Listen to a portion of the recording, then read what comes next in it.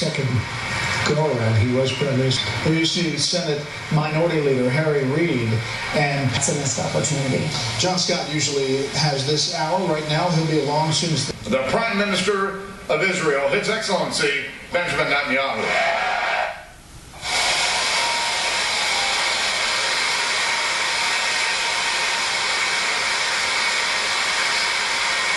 Speaker of the House, John Boehner, President Pro Tem, Senator Orrin Hatch, Senate Majority Leader Mitch McConnell, House Minority Leader Nancy Pelosi, and House Majority Leader Kevin McCarthy. I also want to acknowledge Senator Democratic Leader Harry Reid. Harry, it's good to see you back on your feet.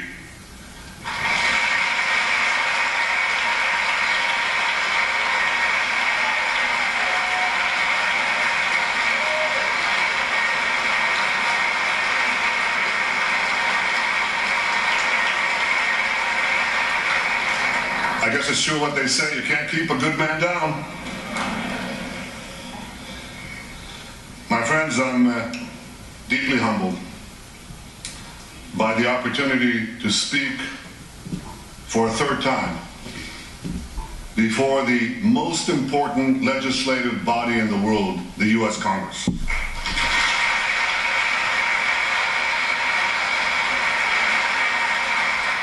I want to thank you all for being here today. I know that my speech has been the subject of much controversy. I deeply regret that some perceive my being here as political. That was never my intention.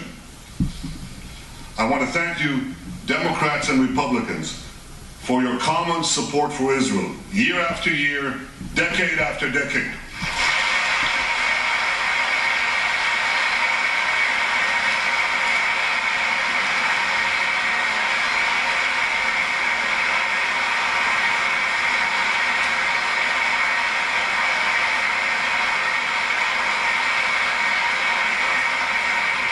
I know that no matter on which side of the aisle you sit, you stand with Israel.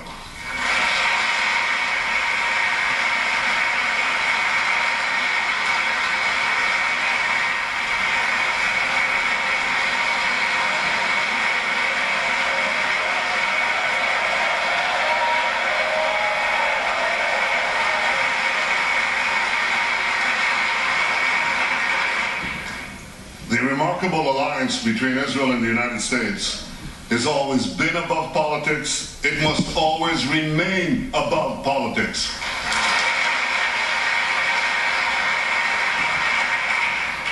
Because America and Israel, we share a common destiny. The destiny of promised lands that cherish freedom and offer hope.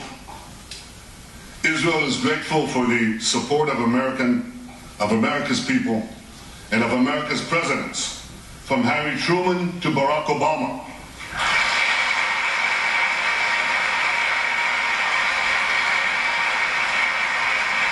We appreciate all that President Obama has done for Israel.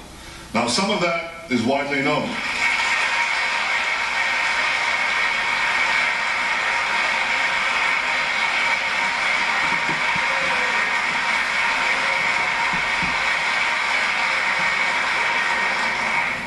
Some of that is widely known, like strengthening security cooperation and intelligence sharing, opposing anti-Israel resolutions at the UN. Some of what the President has done for Israel is less well known. I called him in 2010 when we had the Carmel forest fire, and he immediately agreed to respond to my request for urgent aid. In 2011, we had our embassy in Cairo under siege, and again, he provided vital assistance at the crucial moments. Or his support for more missile interceptors during our operation last summer when we took on Hamas terrorists.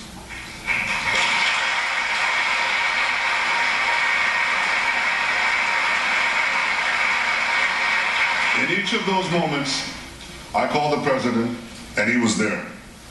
And some of what the President has done for Israel might never be known.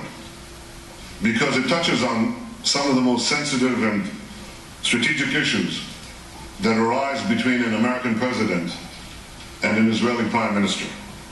But I know it, and I will always be grateful to President Obama for that support.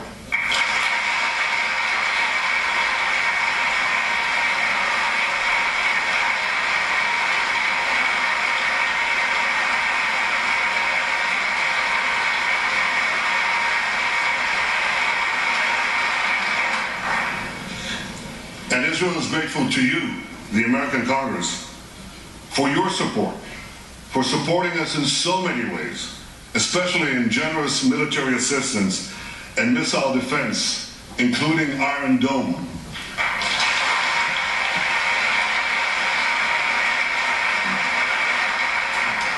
Last summer, millions of Israelis were protected from thousands of Hamas rockets because this Capitol Dome helped build our Iron Dome.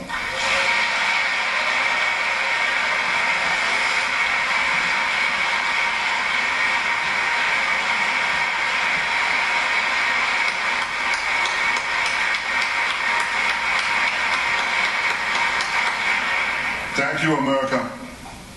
Thank you for everything you've done for Israel.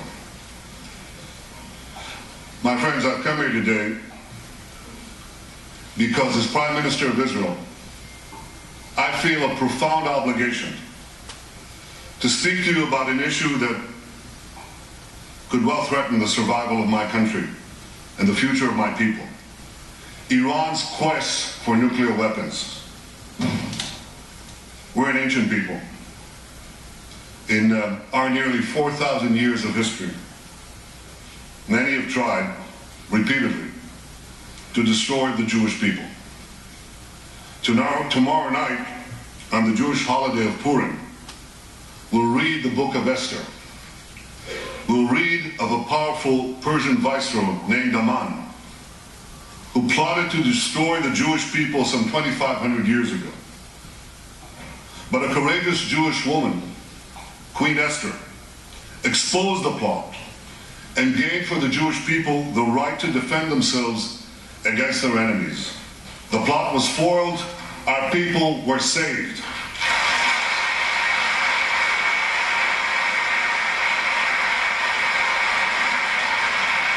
Today, the Jewish people face another attempt by yet another Persian potentate to destroy us. Iran's supreme leader, Ayatollah Khamenei, Iran's supreme leader, Ayatollah Khamenei, spews the oldest hatred of anti-Semitism with the newest technology. He tweets that Israel must be annihilated. He tweets. You know, in Iran, there isn't exactly free internet. But he tweets in English that Israel must be destroyed. For those who believe that Iran threatens the Jewish state, but not the Jewish people, listen to Hassan Nasrallah, the leader of Hezbollah, Iran's chief terrorist proxy. He said, if all the Jews gather in Israel, it will save us the trouble of chasing them down around the world. But Iran's regime is not merely a Jewish problem, any more than the Nazi regime was merely a Jewish problem. The 6 million Jews murdered by the Nazis were but a fraction of the 60 million people killed in World War II. So too, Iran's regime poses a grave threat, not only to Israel, but also to the peace of the entire world. To understand just how dangerous Iran would be with nuclear weapons, we must fully understand the nature of the regime. The people of Iran are very talented people. They're heirs to one of the world's great civilizations. But in 1979, they were hijacked by religious zealots who imposed on them immediately a dark and brutal dictatorship. That year, the zealots drafted a constitution, a new one for Iran. It directed the Revolutionary Guards not only to protect Iran's borders, but also to fulfill the ideological mission of jihad. The regime's founder, Ayatollah Khomeini, exhorted his followers to export the revolution throughout the world. I'm standing here in Washington, D.C., and the difference is so stark. America's founding document promises life, liberty, and the pursuit of happiness. Iran's founding document pledges death, tyranny, and the pursuit of jihad. And as states are collapsing across the Middle East, Iran is charging into the void to do just that. Iran's goons in Gaza, its lackeys in Lebanon, its revolutionary guards on the Golan Heights are clutching Israel with three tentacles of terror. Backed by Iran, Assad is slaughtering Syrians. Backed by Iran, Shiite militias are rampaging through Iraq. Backed by Iran, Houthis are seizing control of Yemen, threatening the strategic straits at the mouth of the Red Sea. Along with the Straits of Hormuz, that would give Iran a second choke point on the world's oil supply. Just last week, near Hormuz, Iran carried out a military exercise blowing up a mock U.S. aircraft carrier. That's just last week, while they're having nuclear talks with the United States. But unfortunately, for the last 36 years, Iran's attacks against the United States have been anything but mock, and the targets have been all too real. Iran took dozens of Americans hostage in Tehran, murdered hundreds of American soldiers, Marines in Beirut, and was responsible for killing and maiming thousands of American servicemen and women in Iraq and Afghanistan. Beyond the Middle East, Iran attacks America and its allies through its global terror network. It blew up the Jewish Community Center and the Israeli embassy in Buenos Aires. It helped Al-Qaeda bomb U.S. embassies in Africa. It even attempted to assassinate the Saudi ambassador right here in Washington, D.C. In the Middle East, Iran now dominates 4 Arab capitals: Baghdad, Damascus, Beirut, and Sana'a. And if Iran's aggression is left unchecked, more will surely follow. So at a time when many hope that Iran will join the community of nations, Iran is busy gobbling up the nations.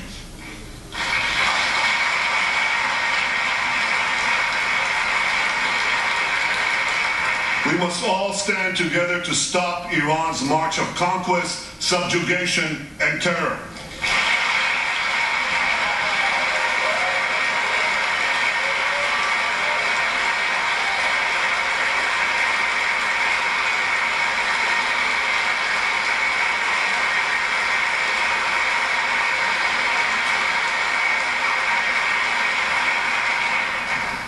Now, 2 years ago,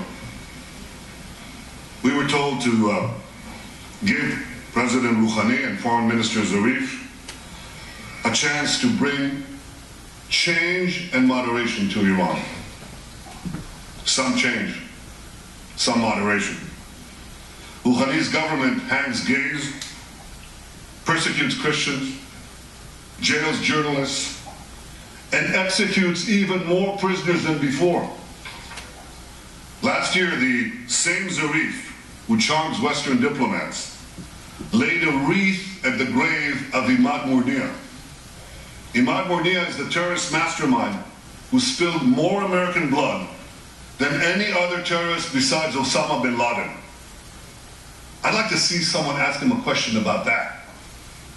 Iran's regime is as radical as ever.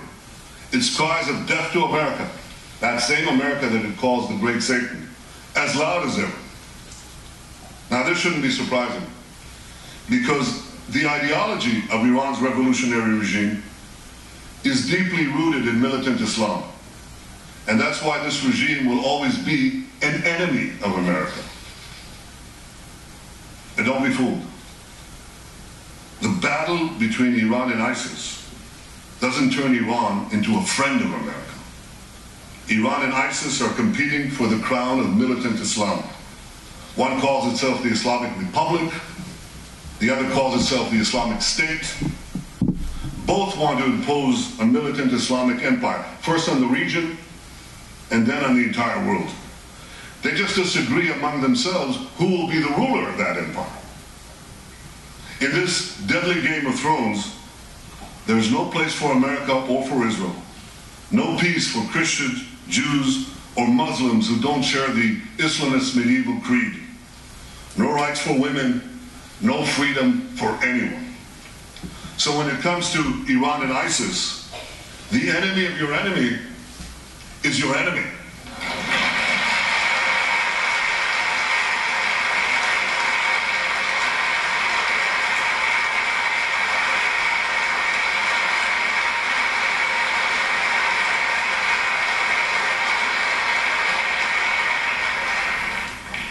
The difference is that ISIS is armed with butcher knives, captured weapons, and YouTube, whereas Iran could soon be armed with intercontinental ballistic missiles and nuclear bombs.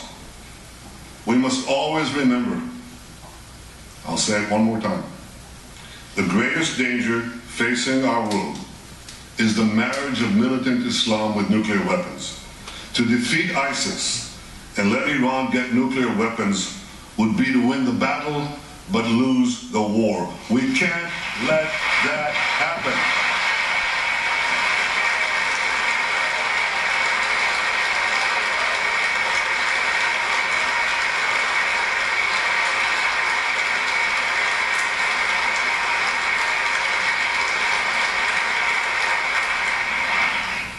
But that, my friends, is exactly what could happen if the deal now being negotiated is accepted by Iran.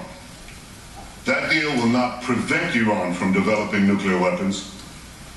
It would all but guarantee that Iran gets those weapons, lots of them. Let me explain why. While the final deal has not yet been signed, certain elements of any potential deal are now a matter of public record. You don't need intelligence agencies and secret information to know this. You can Google it. Absent a dramatic change, we know for sure that any deal with Iran will include two major concessions to Iran. The first major concession would leave Iran with a vast nuclear infrastructure, providing it with a short breakout time to the bomb. Breakout time is the time it takes to amass enough weapons-grade uranium or plutonium for a nuclear bomb. According to the deal, not a single nuclear facility would be demolished. Thousands of centrifuges used to enrich uranium would be left spinning. Thousands more would be temporarily disconnected, but not destroyed. Because Iran's nuclear program would be left largely intact, Iran's breakout time would be very short, about a year by US assessment, even shorter by Israel. And if Iran's work on advanced centrifuges, faster and faster centrifuges, is not stopped, that breakout time could still be shorter, a lot shorter. True, certain restrictions would be imposed on Iran's nuclear program, and Iran's adherence to those restrictions would be supervised by international inspectors. But here's the problem. You see, inspectors document violations. They don't stop them. Inspectors knew when North Korea broke to the bomb, but that didn't stop anything. North Korea turned off the cameras, kicked out the inspectors. Within a few years, it got the bomb. Now we're warned that within 5 years, North Korea could have an arsenal of 100 nuclear bombs. Like North Korea, Iran too has defied international inspectors. It's done that on at least 3 separate occasions: 2005, 2006, 2010. Like North Korea, Iran broke the locks, shut off the cameras.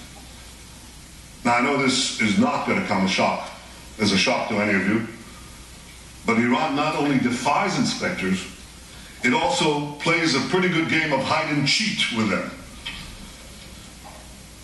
The UN's nuclear watchdog agency, the IAEA, said again yesterday that Iran still refuses to come clean about its military nuclear program. Iran was also caught twice, not once, twice, operating secret nuclear facilities in Natanz and Qom, facilities that inspectors didn't even know existed. Right now, Iran could be hiding nuclear facilities that we don't know about, the US and Israel. As the former head of inspections for the IAEA said in 2013, he said, if there's no undeclared installation today in Iran, it'll be the first time in 20 years that it doesn't have one. Iran has proven time and again that it cannot be trusted. And that's why the first major concession is a source of grave concern. It leaves Iran with a vast nuclear infrastructure and relies on inspectors to prevent a breakout. That concession creates a real danger that Iran could get to the bomb by violating the deal. But the second major concession creates an even greater danger, that Iran could get to the bomb by keeping the deal. Because virtually all the restrictions on Iran's nuclear program will automatically expire in about a decade. Now, a decade may seem like a long time in political life, but it's the blink of an eye in the life of a nation.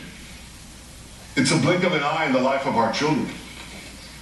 We all have a responsibility to consider what will happen when Iran's nuclear capabilities are virtually unrestricted and all the sanctions will have been lifted. Iran would then be free to build a huge nuclear capacity that could produce many, many nuclear bombs. Iran's supreme leader says that openly. He says Iran plans to have 190,000 centrifuges, not 6,000 or even the 19,000 that Iran has today, but 10 times that amount. 190,000 centrifuges enriching uranium. With this massive capacity, Iran could make the fuel for an entire nuclear arsenal, and this in a matter of weeks, once it makes that decision. My longtime friend, John Kerry, Secretary of State, confirmed last week that Iran could legitimately possess that massive centrifuge capacity when the deal expires. Now, I want you to think about that.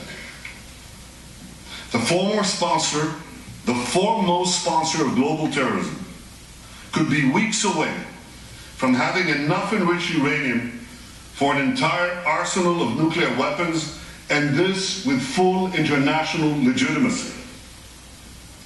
And by the way, if Iran's intercontinental ballistic missile program is not part of the deal, and so far, Iran refuses to even put it on the negotiating table, well, Iran could have the means to deliver that nuclear arsenal to the far-reaching corners of the earth, including to every part of the United States. So you see, my friends, this deal has two major concessions. One, leaving Iran with a vast nuclear program. And two, lifting the restrictions on that program in about a decade. That's why this deal is so bad. It doesn't block Iran's path to the bomb, it paves Iran's path to the bomb. So why would anyone make this deal? Because they hope that Iran will change for the better in the coming years? Or they believe that the alternative to this deal is worse? Well, I disagree. I don't believe that Iran's radical regime will change for the better after this deal. This regime has been in power for 36 years, and its voracious appetite for aggression grows with each passing year. This deal would only whet Iran's appetite for more. Would Iran be less aggressive when sanctions are removed and its economy is stronger? If Iran is gobbling up 4 countries right now while it's under sanctions, how many more countries will Iran devour when sanctions are lifted? Would Iran fund less terrorism when it has mountains of cash with which to fund more terrorism? Why should Iran's radical regime change for the better when it can enjoy the best of both worlds, aggression abroad, prosperity at home? This is a question that everyone asks in our region. Israel's neighbors, Iran's neighbors, know that Iran will become even more aggressive and sponsor even more terrorism when its economy is unshackled and it's been given a clear path to the bomb. And many of these neighbors say they'll respond by racing to get nuclear weapons of their own. So this deal won't change Iran for the better. It will only change the Middle East for the worse. A deal that's supposed to prevent nuclear proliferation would instead spark a nuclear arms race in the most dangerous part of the planet. This deal won't be a farewell to arms. It would be a farewell to arms control. And the Middle East would soon be crisscrossed by nuclear tripwires. A region where small skirmishes can trigger big wars would turn into a nuclear tinderbox. If anyone thinks this deal kicks the can down the road, think again. When we get down that road, we'll face a much more dangerous Iran, a Middle East littered with nuclear bombs, and a countdown is better than a bad deal. Well, this is a bad deal. It's a very bad deal. We're better off without it.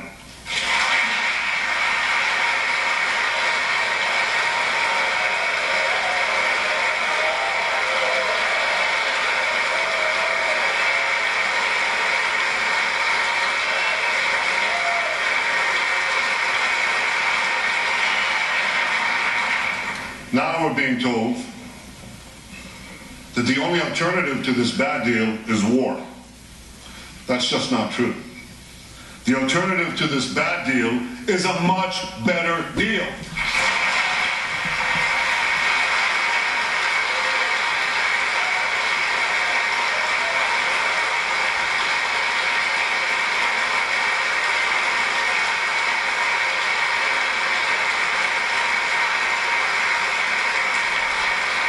A better deal that doesn't leave Iran with a vast nuclear infrastructure and such a short breakout time. A better deal that keeps the restrictions on Iran's nuclear program in place until Iran's aggression ends.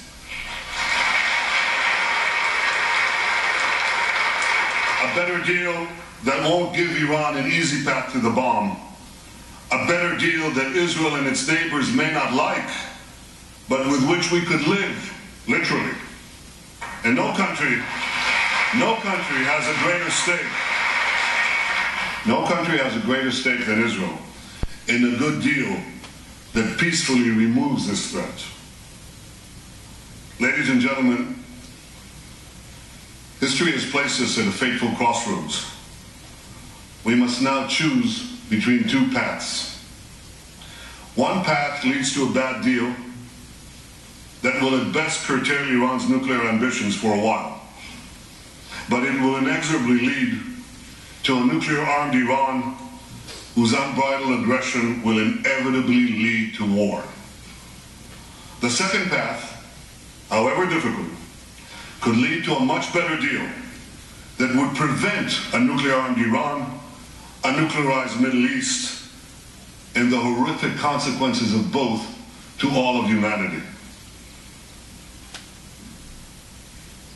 You don't have to read Robert Frost to know. You have to live life to know that the difficult path is usually the one less traveled. But it will make all the difference for the future of my country, the security of the Middle East, and the peace of the world, the peace we all desire.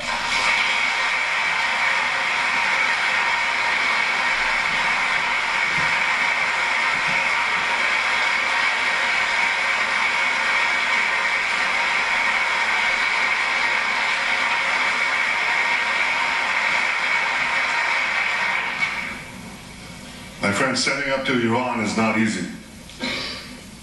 Standing up to dark and murderous regimes never is. With us today is Holocaust survivor and Nobel Prize winner, Elie Wiesel.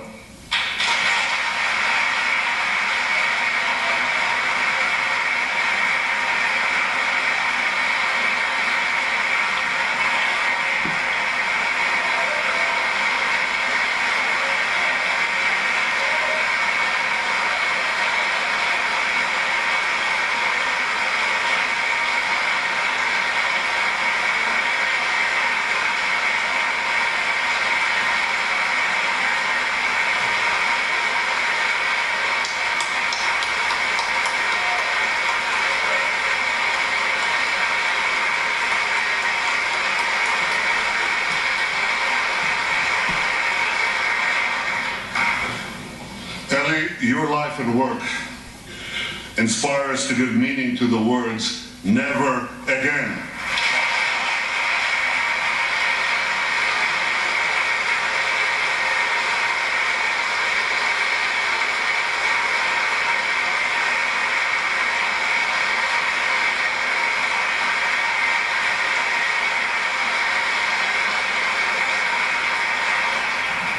And I wish I could promise you, Eli, that the lessons of history have been learned.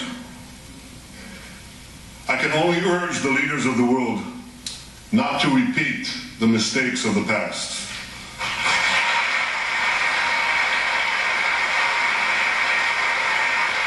Not to sacrifice the future for the present, not to ignore aggression in the hopes of gaining an illusory peace. But I can guarantee you this: the days when the Jewish people remain passive in the face of genocidal enemies, those days are over.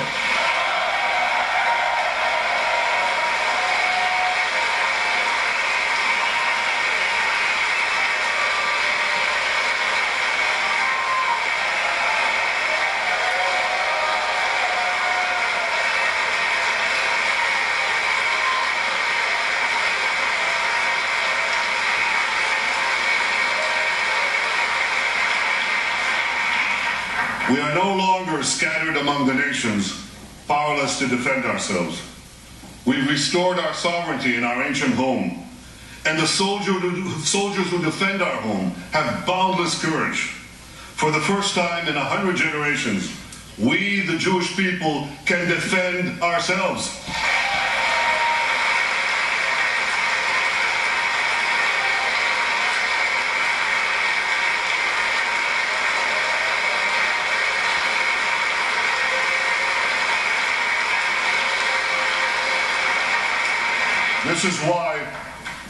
This is why, as Prime Minister of Israel, I can promise you one more thing. Even if Israel has to stand alone, Israel will stand.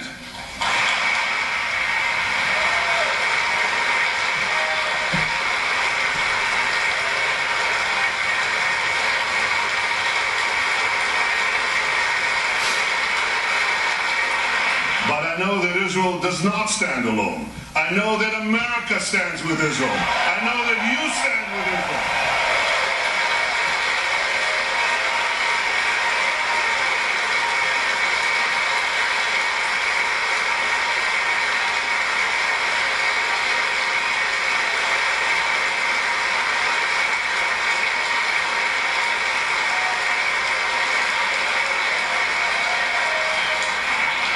You stand with Israel because you know that the story of Israel is not only the story of the Jewish people, but of the human spirit that refuses again and again to succumb to history's horrors.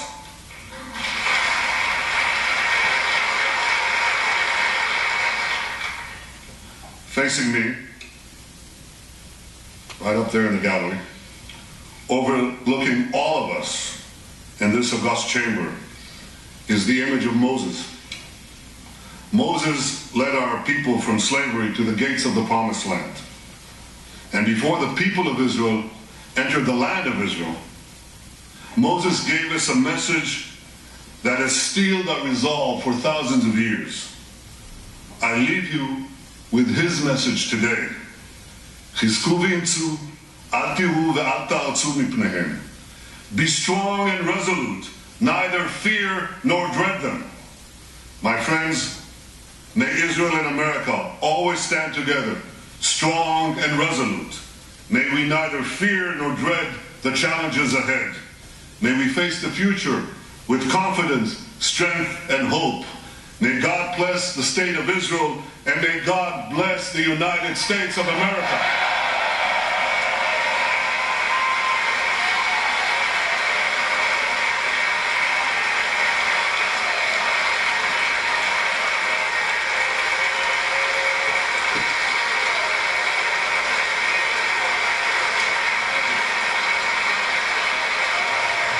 Israeli Prime Minister Benjamin Netanyahu speaking to a joint session of Congress speaking for about 40 minutes, interrupted by applause, roughly 40 times. Many of them, as you see here, standing ovations by lawmakers from both parties, some of them by one party or another, interrupted nonetheless. In a methodical way, Netanyahu lays out the case against Iran in this speech. He spent the first 16 minutes talking about Iran's support for terrorism throughout the Middle East, saying Iran has goons in Gaza, lackeys in Lebanon, Revolutionary Guard in the Golan Heights, quote, its tentacles of terror reaching throughout the region.